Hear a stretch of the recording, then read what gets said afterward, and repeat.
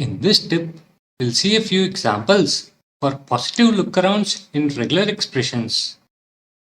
Lookarounds help to create custom assertions, and they are also known as zero-width patterns because they add restrictions without being part of the matched portions.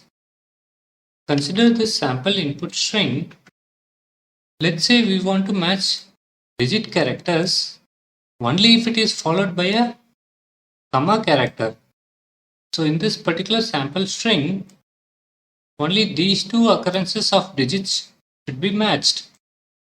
So you can use find all, use \d followed by the plus quantifier to match digits. And now we'll add our custom assertion. So positive look ahead, and our pattern is the comma character. So this will help to match digits only if it is followed by a comma character.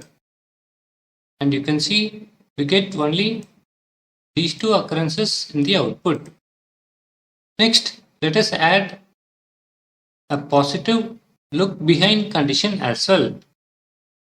So let's say we want to match digits only if it is preceded by the hyphen character as well as followed by semicolon or the colon character.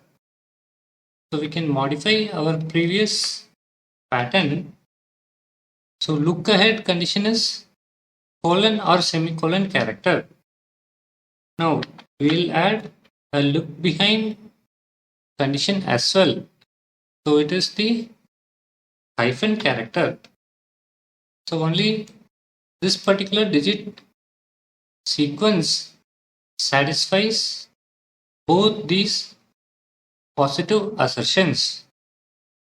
Let us look at an example with substitution. So this is the input string.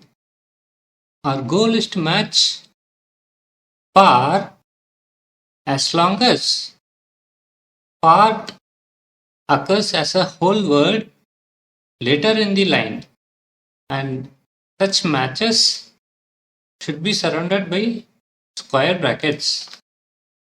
So we need to match par as long as there is a whole word part later in the line. In replacement, we can surround the match with square brackets. So you can see par is matched only if the whole word part is later in the line. So these two will not match because this condition is not satisfied. One thing to note is when you use look behind assertion, whether it is positive or negative, the pattern used for the assertion cannot imply variable length of text. So let us look at some examples. Consider the sample input string. Suppose we want to match digit characters only if it is preceded by tar or dar. So the problem here is this is variable length look behind. So this will give an error. Even though this is a fixed length, this is also a fixed length, this particular group has variable length matching. So you get an error. So instead, you need to separate these two assertions.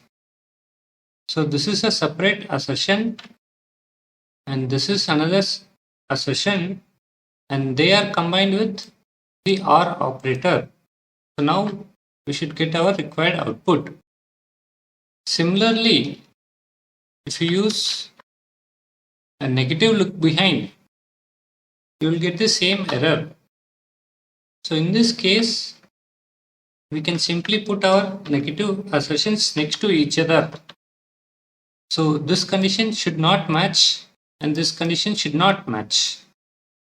Hope you enjoyed this tip.